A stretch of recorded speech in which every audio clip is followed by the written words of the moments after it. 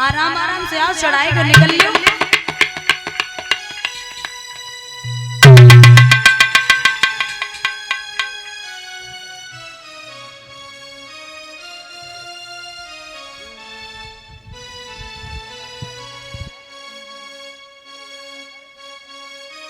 अरे अरे मतलब शुरू हुई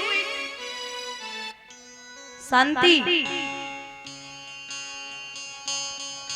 वो कहते हैं ना कि मतलब सुनती नहीं है। अब कहावत है उनकी मानती ना तो हमारी मानेगा, हम तो 5-6 दिन के लिए आए। इनके तो पंडाल में अगर बच्चे रोए वो शुरू कर देना तो इन्हें कहो चुप मत कराओ। भागवत चल रही तो एक बार हम पहुंचे तो दादी जी अपनी नाती को लाए हाथ में बैठी, तो जैसे ही हम गायबो शुरू करे तो वो रोए वो शुरू हुई। हमने कही अम्मा चुप कराए लो, बेचारी गई पंडाल से बाहर चुप कराए के फिर बैठ गई। अब वो फिर रोने लगा, हमने कह रहे अम्मा जा चुप कराए लो, बिगड़ डाल लो।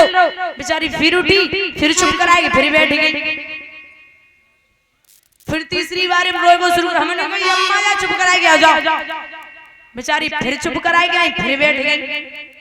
वो फिर रोने लगो, हमने जैसे ही बोले वो शुरू करो, बोलिए सुनो अब तुम चुप हो ले।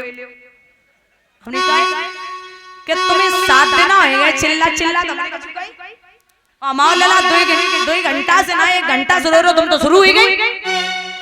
अरे तुम्हें 7 दिन होएगा बराबर चिल्ला रही, हमने तो कुछ कोई ना तासे वो जैसे रोए रोन दो, चलो तुम यहां से उठ के चली जाओ, तुम चाहे कछु करो हम कुछ सुनाए के।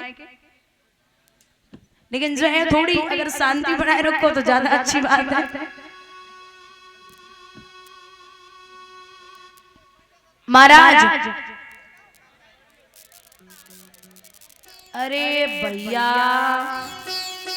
कितनी पीछे जगह पड़ी है, क्लास में भले पीछे बैठे हो लेकिन अब आगे बैठे।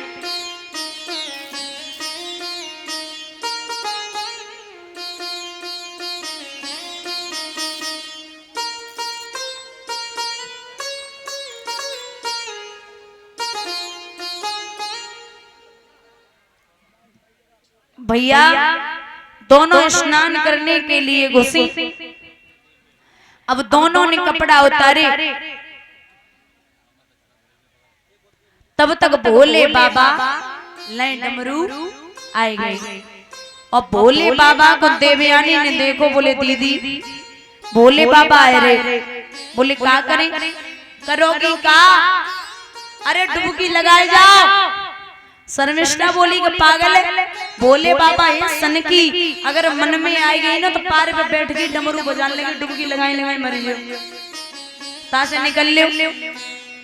दोनों निकली, शर्मिष्ठा के कपड़ा पहने देवयानी ने और देवयानी के कपड़ा पहने शर्मिष्ठा ने। कपड़ा अदल बदल हो गए भैया।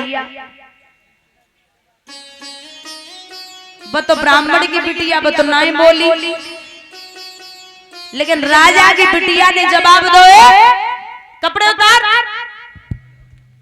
देवयानी बोली चिल्लाई काय रही हो, हमने तुम्हारे पहने तुमने हमारे पहने, घरे चलो उतारती। बोले नहीं, यहाँ कुत्ता को अगर शेर की खाल पहनाए दे तो वो शेर ना ही हो गधा पे फाल दे तो वकील हो जाता।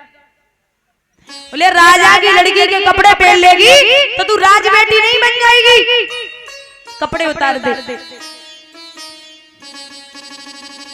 देवयानी बोली चिल्लाई काय को रही हो, घरे उतार दी।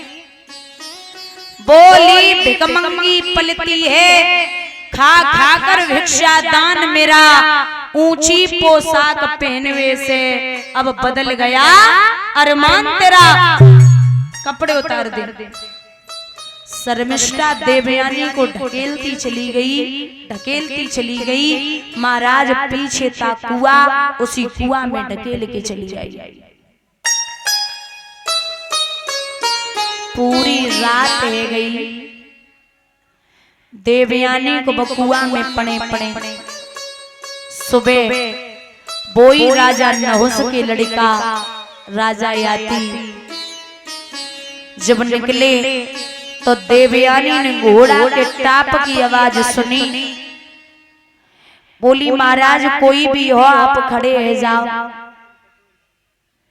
राजा के कानों में आवाज पहुंची तो आगे जाए कि घोड़ा रोको है।